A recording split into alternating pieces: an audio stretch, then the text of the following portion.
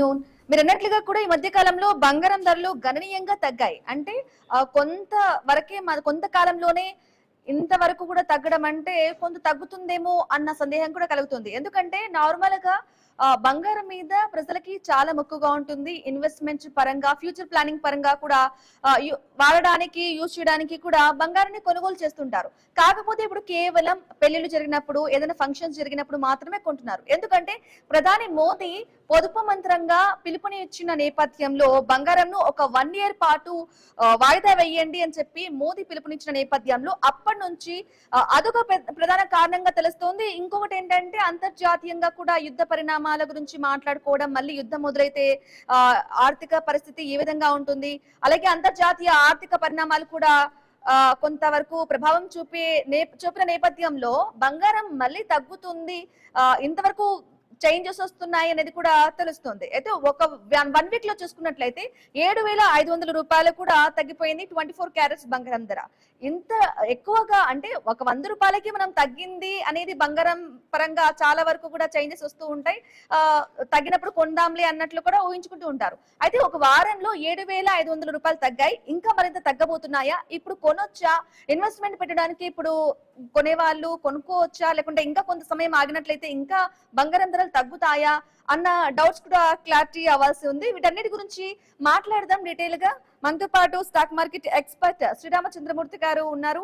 నమస్కారం అండి శ్రీరామచంద్రమూర్తి గారు. రికార్డు స్థాయిలో తగ్గుతున్నాయి, ఎన్నడూ లేని విధంగా 7,500 రూపాయలైతే ఒక వారంలోనే తగ్గిపోయాయి. ఇంకా మరింత తగ్గే అవకాశం ఉందంటారా? కొంత ఆగే పరిస్థితి కనిపిస్తుందంటారా? ఏం చెప్తారు? బంగారం అయితే లక్కీగా ఇది బాగా తగ్గిందండి. ఇంటర్నేషనల్ గా కూడా $4,100 వచ్చింది. దానివల్ల మనకి బాగా తగ్గింది. మన ఇండియాలో అయితే యాక్చువల్ గా మోడీ గారు బంగారం మీద ఈ ఎక్స్ట్రా డ్యూటీ వేయటం వల్ల ఈ మాత్రం ఉంది. లేకపోతే ఇప్పుడు ఇది 1,35,000 దాకా ప్రెసెంట్ ఉండే అవకాశం ఉంది.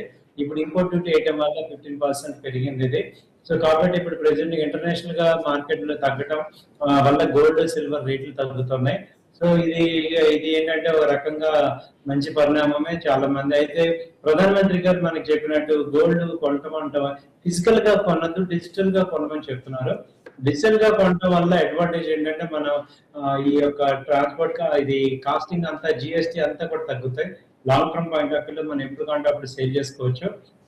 అదే విధంగా ప్రధానమంత్రి గారి పిలుపు మేరకి దాదాపు 70% బంగారం యొక్క సేల్స్ తగ్గాయని నివేదిక చెప్తుంది. ఇది ఒక రకంగా ఏంటంటే మంచి పరిణామం. ఎందుకంటే ప్రెసెంట్ కరెంట్ అకౌంట్ డెఫిసిట్ విపరీతంగా ఉంది. క్రూడ్ ఆయిల్ బ్యారెల్ వచ్చి 95 తగ్గట్లేదు, అక్కడ వెళ్ళిపోయింది.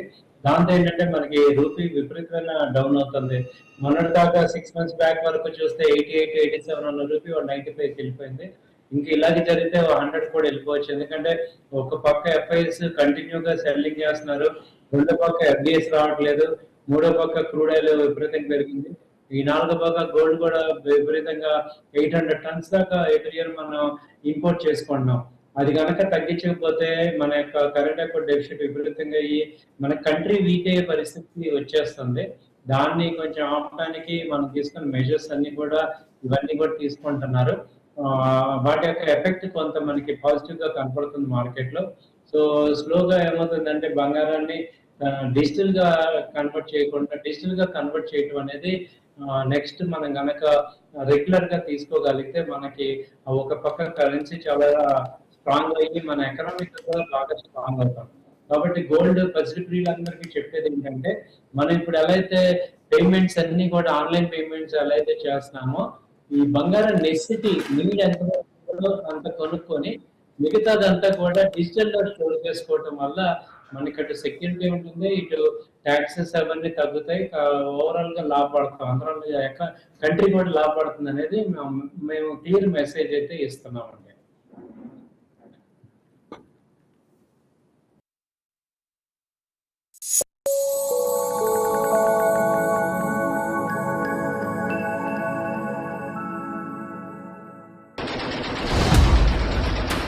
యుద్ధమే కనిపిస్తోంది. ఎటు చూసినా యుద్ధంలో మేము ముందుంటాము, మేము అటాక్ చేస్తాము, తర్వాత మేము గగనతలాన్ని క్లోజ్ చేస్తాము. ఈ అమెరికా ఇజ్రాయెల్ వంటి శత్రువుల నుంచి తమ దేశాన్ని రక్షించుకోవడానికి ఈయనే కరెక్ట్ పర్సన్ అంటూ కూడా అటు IRGC కూడా భావించింది. Iran supreme leader Ayatollah Ali Khamenei భార్య మన్సూరే ఖోజస్తై మృతి చెందారు. 24 గంటల్లో 30 మిసైళ్లు, 1200 బాంబులు. ఇది Iran supreme leader Ayatollah Ali Khamenei లక్ష్యంగా ఇజ్రాయెల్ చేసిన ఆర్మీ దాడి. భీకరంగా జరుగుతున్న పశ్చిమాసియా యుద్ధంలో భారత్ కు చెందిన ఒక వ్యక్తి ప్రాణాలు కోల్పోయాడు.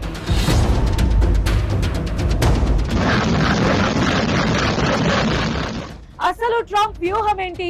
ఇరాన్ వైపు నుంచి వినిపిస్తున్న స్పందన ఏంటి? ఇరాన్ పై ఈ రెండు దేశాలు మిస్సైల్ వర్షం కురిపిస్తున్నాయి. ఇరాన్ లో మళ్లీ పాత రోజులే వస్తాయా? ప్రజాస్వామ్యబద్ధంగా ఎన్నికలు జరుగుతాయా అన్నదే ఇప్పుడు పెద్ద టాక్. ఇరాన్ అగ్రనేత ఖమేనీ అంతం తర్వాత ఇజ్రాయెల్ తన తదుపరి లక్ష్యాన్ని సిద్ధం చేసుకుంది.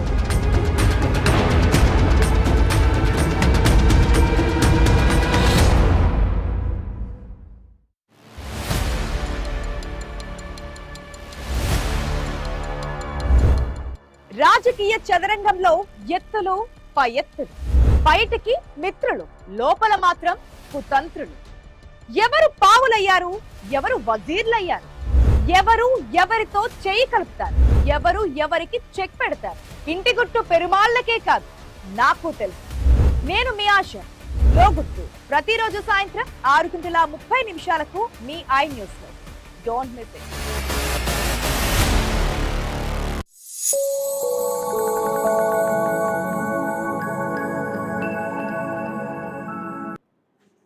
Welcome back to question hour.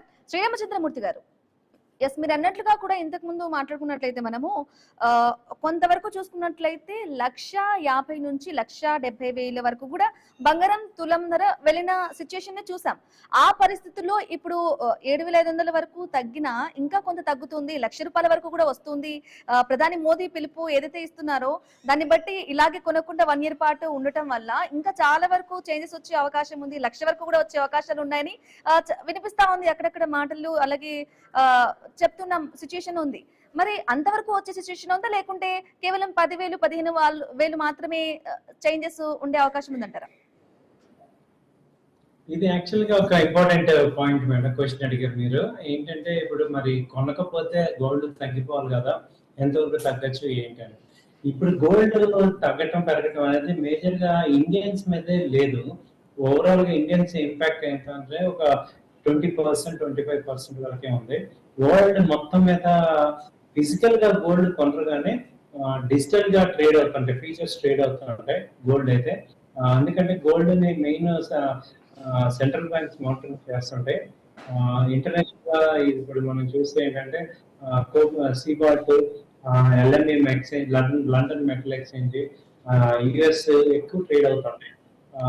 వాటిల్లో మనం ట్రేడ్స్ బట్టి ఇక్కడ గోల్డ్ రేట్లు కన్వర్షన్ అవుతుంటాయి. సో గోల్డ్ ఏంటంటే ఇంటర్నేషనల్ కన్వర్షన్ ఉంది దీనికి.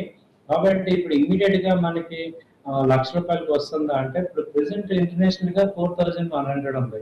అంతకుముందు 4,900 దాకా వెళ్ళి అది తగ్గింది అనమాట. లాస్ట్ 1 month లో చూసుకుంటే $4,500 నుంచి $4,000 వచ్చింది. అంటే ఇంటర్నేషనల్ గా డిమాండ్ తగ్గింది. సో ఇప్పుడు మనకి ఇండియాలో కూడా దానికి తగ్గట్టుగా హెచ్చు తగ్గులు అవుతున్నాయి.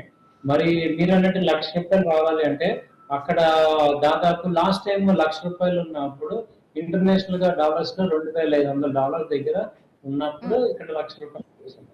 ఇప్పుడు ఇంటర్నేషనల్ గా చూసుకుంటే అంతవరకు తగ్గే అవకాశం ఉందా అనేది మనం ఫస్ట్ అబ్జర్వ్ చేయాలి. అంత తగ్గాలంటే ఏంటంటే చాలా పీస్నెస్ అనేది రావాలి. సో ప్రెసెంట్ ఏంటంటే యాక్చువల్ గా గోల్డ్ అన్సర్టనిటీ ఉన్నప్పుడు గోల్డ్ బాగా పెరుగుతుంది. కానీ ఈసారి ఎందుకు తగ్గిందంటే క్రూడ్ కొనలేకపోవడం వల్ల, క్రూడ్ రేట్ పెరగడం వల్ల గోల్డ్ తగ్గుతుంది.